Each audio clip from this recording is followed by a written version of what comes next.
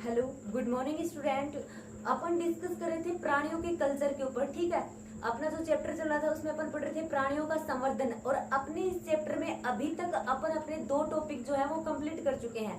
पहला जो था उसमें अपन ने डिस्कस किया था कुक्कुट पालन के ऊपर। सेकंड जो था वो अपना था कि मत्स्य पालन के ऊपर फिश कल्चर किस प्रकार से किया जाता है। ठीक है, तो लेसन को कंटिन्यू करते हुए आज अपन अपना थर्ड जो टॉपिक है वो कंप्लीट करेंगे। वो कौन सा है? वो है मधुमक्खियों के पालन के ऊपर। ठीक है, एपीकल्चर और बी कीपिंग। ठीक है, इसके बारे में अपन पढ़ेंगे। तो मधुमक्खी पालन क्या होता है ये तो आप जानते होंगे। मधुमक्खियों को पालना ही क्या कहलाता है? मधुमक्खी पालन कहलाता है, या फिर एपीकल्चर भी उसी को बोला जाता है। आपसे डेफिनेशन पूछ सकते हैं एपीकल्चर क्या होता है, तो आपको लिख के आ रहा है मधुमक्खियों का पालना ही क्या कहलाता है? एपीकल्चर कहलाता है। अब अगर अपन मधुमक्खियों के ऊपर बात करें तो अपने जो ये मधुमक्खियां होती हैं ये क्या कौन से संघ से बिलोंग करती हैं? आर्थ्रोपोडा संघ से बिलोंग करती हैं। ठीक है, इनवर्टिब्रेट एकशेरुकियों के बारे में आप जरूर जानते होंगे। मैं एक बार फिर से इस चीज को रिपीट कर रही हूँ। वर्टिब्रेट एंड नॉन वर्टिब्रेट जो थे अपने इनवर्टिब्रेट जिनको अपन बोलते हैं एकशेरुक, उनके बारे में आपको पूरी की पूरी इंफॉर्मेशन, पूरा का पूरा नॉलेज आपको होना चाहिए। बिकॉज अपन लास्ट ईयर अपने सारे के सारे जो संघ थे उन सभी के बारे में, सारे के सारे फाइलम जो थे उनके बारे में डिस्कस करके आए हैं। अपना एक जो पूरा चैप्टर था वो इन्हीं के ऊपर था। इनवर्टिब्रेट जो है उनको कितने भागों में डिवाइड किया गया है, अपने वर्टिब्रेट जो है उनको कितने भागों में डिवाइड किया गया है। तो उन्हीं इनवर्टिब्रेट के अंदर आता है आर्थ्रोपोडा संघ। ठीक है, तो अपनी मधुमक्खियां जो होती हैं वो आर्थ्रोपोडा संघ के इंसेक्टा वर्ग से आती हैं। संघ आर्थ्रोपोडा के वर्ग इंसेक्टा का सदस्य होती हैं अपनी मधुमक्खियां।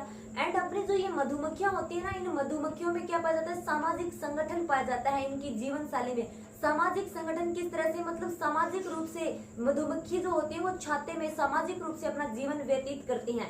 ठीक है, और मधुमक्खियों का पालन क्यों किया जाता है ये आपको पता होगा। शहद को प्राप्त करने के लिए मधुमक्खियों का पालन किया जाता है। ये पालन आज से नहीं किया जा रहा, काफी वर्ष पहले से किया जाता है मधुमक्खियों का पालन। वो बात अलग है कि पहले टेक्निक जो थी वो उनका कम विस्तार था, तो मतलब तकनीकी इतनी ज्यादा नहीं थी, तो ये जो क्षेत्र था इस क्षेत्र में इतनी प्रोग्रेस नहीं थी। पर जैसे जैसे नई नई टेक्निक का, नई नई तकनीकों का विकास हुआ है, वैसे वैसे एपीकल्चर का जो एरिया है इसमें क्या हुई है? वृद्धि हुई है। और मधुमक्खियों का पालन जो है वो आज के टाइम में एक अच्छा खासा बिजनेस बन चुका है।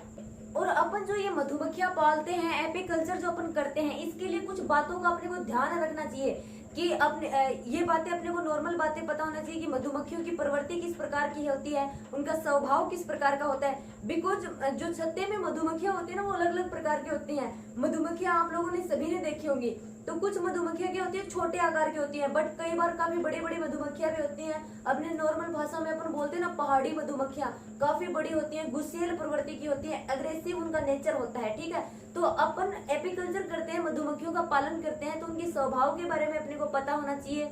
मधुमक्खियों के दल को अपन किस प्रकार से पकड़ सकते हैं, किस प्रकार से उनकी छत्तों की व्यवस्था कर सकते हैं, ये सारी की सारी नॉलेज अपने को होनी चाहिए। एंड इसके अलावा जो शहद अपने को मधुमक्खियों से प्राप्त होता है उस शहद का रख रखाव अपन किस प्रकार से करेंगे।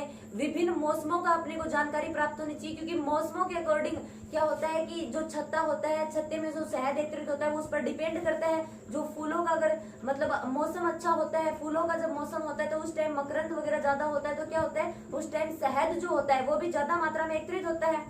तो अपने को एपीकल्चर करते टाइम, मधुमक्खियों का पालन करते टाइम इन नॉर्मल बातों का जरूर ध्यान रखना चाहिए। एंड नेक्स्ट अगर अपन आगे अपने टॉपिक को कंटिन्यू करें तो अपने को ये पता होना चाहिए कि मधुमक्खियों की जातियां कितनी होती है मुख्य रूप से। तो प्रमुख रूप से मधुमक्खियों की जातियां कितनी होती हैं? 4 जातियां मधुमक्खियों की पाई जाती हैं। ठीक, उनके ऊपर अपन डिस्कस करेंगे। और याद रखना मधुमक्खियों की महत्वपूर्ण जातियां, ये टॉपिक बहुत इंपॉर्टेंट है, इससे आपसे क्वेश्चन पूछ सकते हैं। Important species of honey B, मतलब महत्वपूर्ण जातियां किनकी? मधुमक्खियों की। तो 4 प्रकार की होती हैं।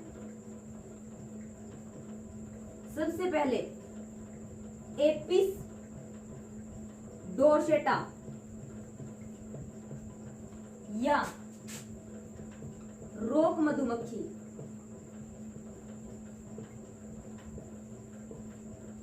सेकंड अपनी आती है एपिस इंडिका या भारतीय मोना मक्खी। थर्ड अपनी आती है एपिस फ्लोरिया अथवा भृंगा मक्खी।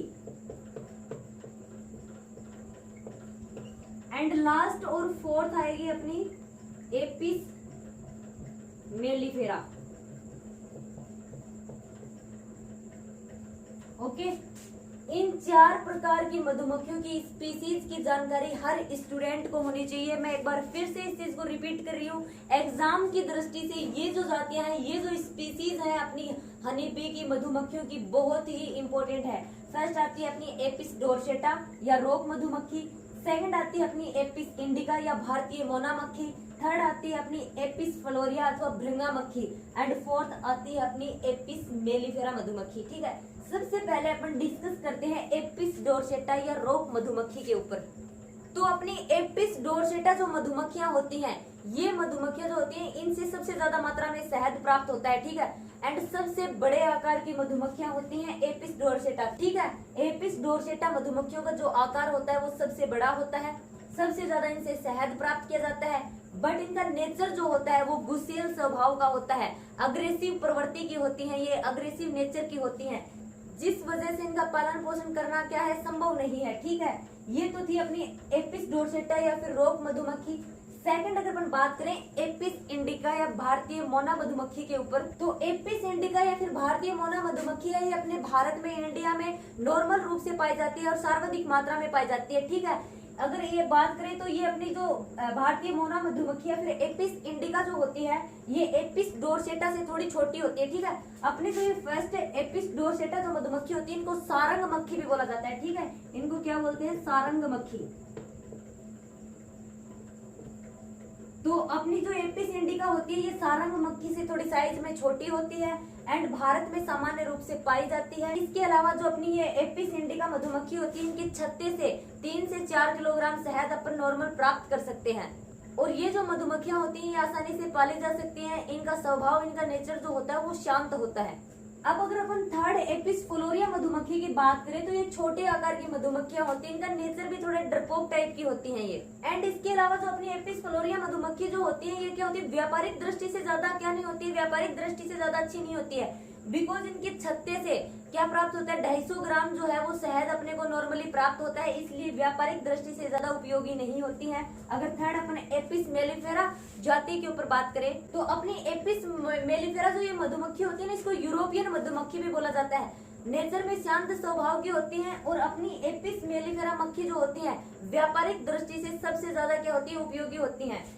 सबसे ज्यादा शहद तो मतलब एपिस डोरसेटा से भी प्राप्त होता है अपने को, बट ये बड़े आकार की होती है। इनका स्वभाव भी क्या होता है, थोड़ा गुस्सेल टाइप का, अग्रेसिव टाइप की होती है, इस वजह से अपन इनका पालन पोषण नहीं कर सकते हैं। बट एपिस मेलिफेरा जो होती है शांत स्वभाव की होती है।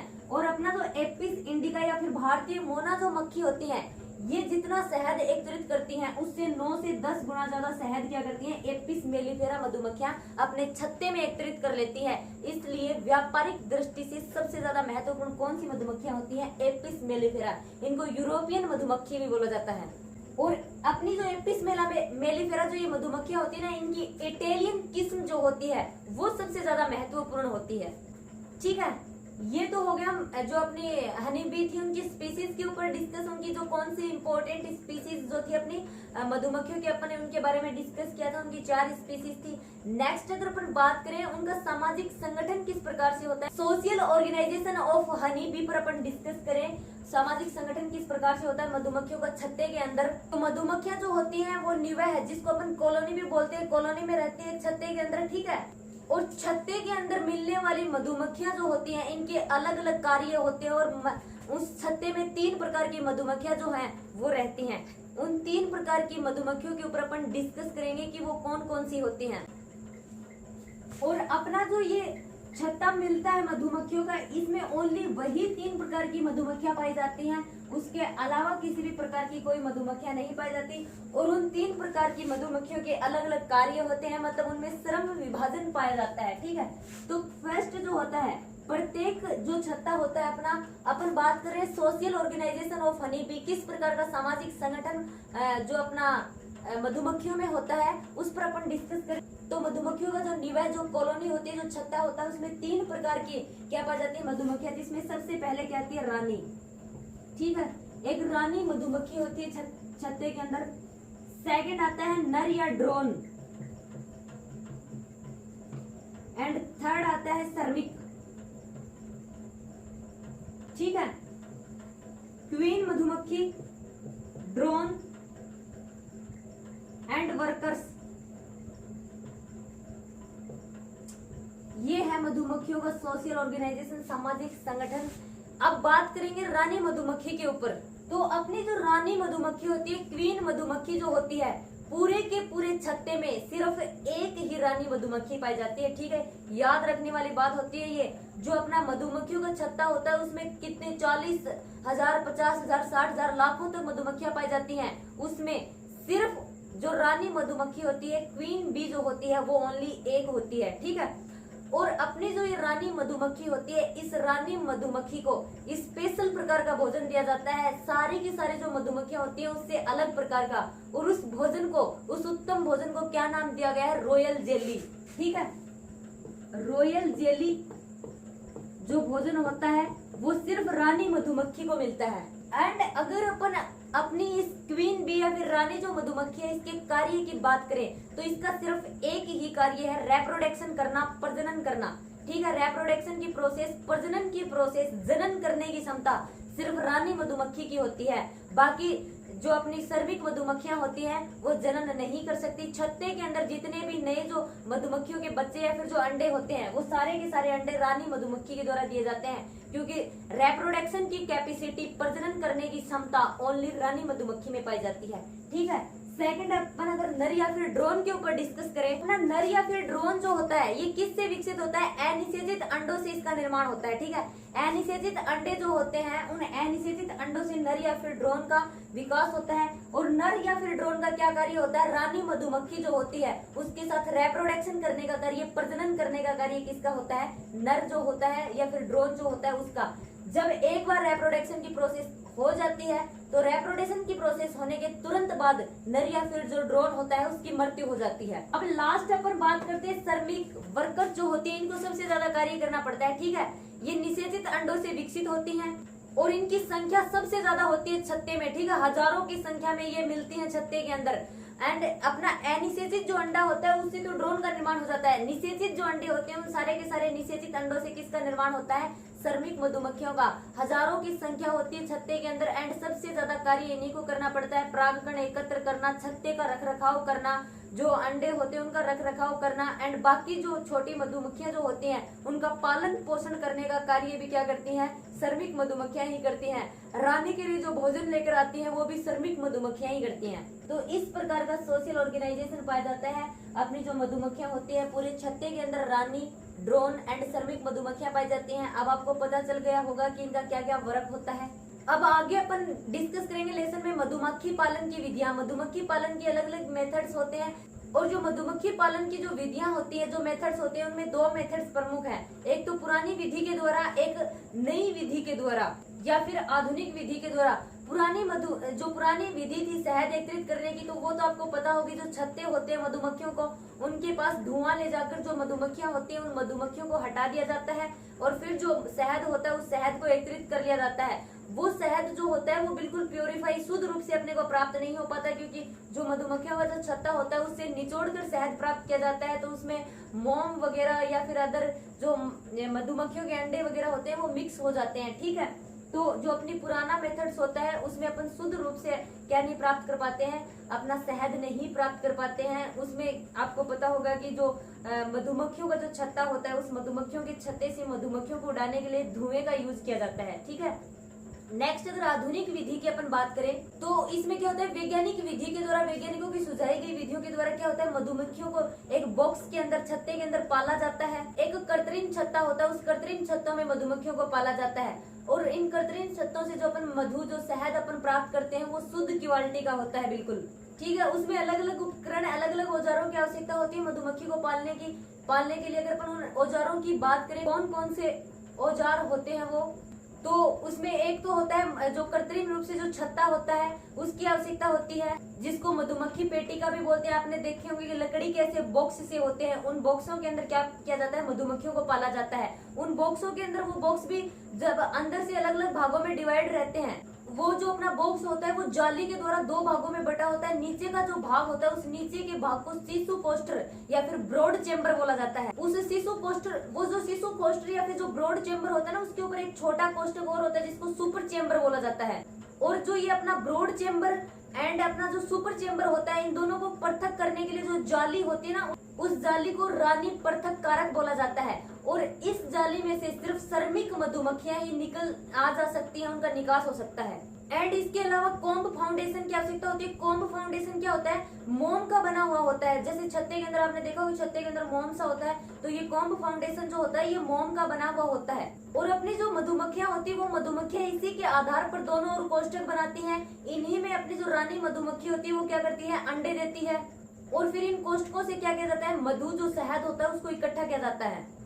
एंड इसके अलावा क्या होता है? मधु निष्कासन उपकरण होता है। ये जो उपकरण होता है ना, एक ड्रम जैसा होता है जो टिन का बना हुआ होता है। इसमें क्या होता है? छत्ते के अंदर जो अपने बॉक्स होते हैं, जो अपना मधुमक्खियों के लिए एक बॉक्स अपन बनाते हैं, उस बॉक्स के अंदर जो प्लेटें सी होती हैं वो प्लेटें निकाल ली जाती हैं। उन प्लेटों से मधुमक्खियों को अलग कर दिया जाता है। और फिर जो ये टिन का जो ड्रम सा होता है, इसके अंदर वो बॉक्स लगाने के लिए अलग अलग खांचे से बने होते हैं। उन खांचों के अंदर वो बॉक्स जो होते हैं वो फिट कर दिए जाते हैं और फिर उसको घुमाया जाता है। जब घुमाया जाता है तो उसके साइड में एक नल लगा होता है। फिर उससे क्या हो जाता है? उस ड्रम से, उस नल के द्वारा जब अपन घुमाते हैं, उन छत्तों से शहद निकलता है। शहद निकल कर जो उसके अंदर नल लगा होता है, उस नल के द्वारा अपन अपने किसी दूसरे पात्र में उस शहद को एकत्रित कर सकते हैं। इसके अलावा और भी बहुत से उपकरण होते हैं। मतलब मधुमक्खी जो पालन, जो मधुमक्खियों का पालन करते हैं, उनके पास में अपनी सुरक्षा के लिए भी काफी प्रकार के औजार वो रखते हैं। हाथों पर अलग अलग प्रकार की चीजें लगाते हैं, दस्ताने वगैरह वो यूज में लेते हैं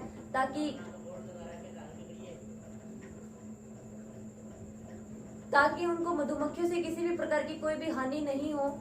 एंड इसके अलावा अपन मधुमक्खी पालन जब करते हैं, एपीकल्चर जब किया जाता है, तो इसके लिए कुछ प्रिकॉशंस, कुछ सावधानियां होती हैं, उनका ध्यान रखना चाहिए। मतलब जो फूल के पौधे होते हैं, फल फूल के जो पौधे होते हैं, उनकी दूरी जो होती है वो छत्ते से ज्यादा दूरी पर नहीं होनी चाहिए। लगभग आधे मील की दूरी पर फूल या फिर जो अपने फलों के पौधे होते हैं ना, वो स्थित होने चाहिए।